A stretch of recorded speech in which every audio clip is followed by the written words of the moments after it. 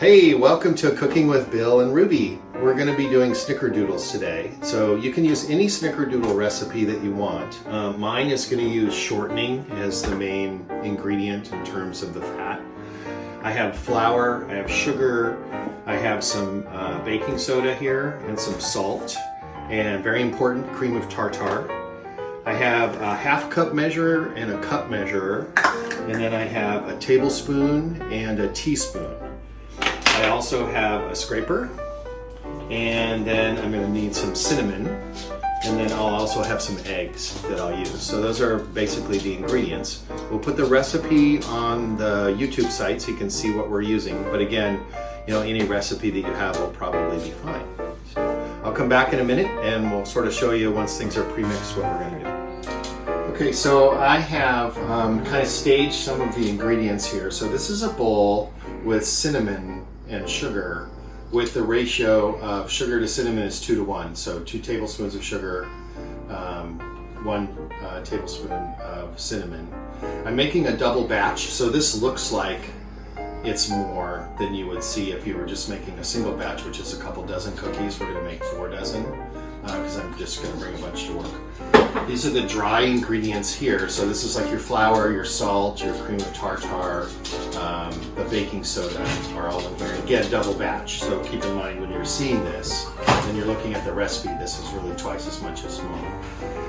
And then over here, if you want to go over here, this is where I have the sugar and the eggs and the shortening. Again, double batch. So this is twice as much as you would normally see if you're just making the 2 dozen. So I'm going to go ahead and mix this up, add the flour, and then we'll come back and you can kind of see what that post-mixed flour and all of this looks like before we roll them into balls. Okay, so I've mixed this in, all of the ingredients, and so you can see the color. Yours might be a little bit yellower, it kind of depends on the eggs that you're using. This was 4 eggs, remember, double batch.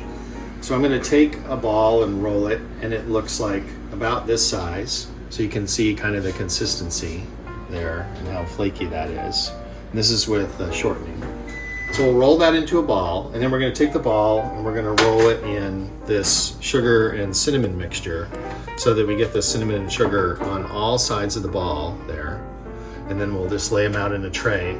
And we'll do 6 of these per tray with a couple of trays baked at a time. And this is going to be at 400 degrees for 10 minutes. And the time is really important. Don't go less than 10 minutes, don't go any longer than 10 minutes. You're going to pull them out right away and put them on those cooling racks. And I'll kind of show you when you pull them out. They don't look like they're done, but you need to pull them out. You need to put them on the cooling racks even though they don't look done. Okay, when you have these 2 trays now with 6 balls on each tray, we're going to put them in the oven, which is preheated to 400. And you can spray your tray if you want to with some oil of some kind. Sometimes I do, sometimes I don't. But there's plenty of fat in these that they don't stick either way. So we'll leave that up to you. So if you want to come over here, we're just going to set these in the oven here.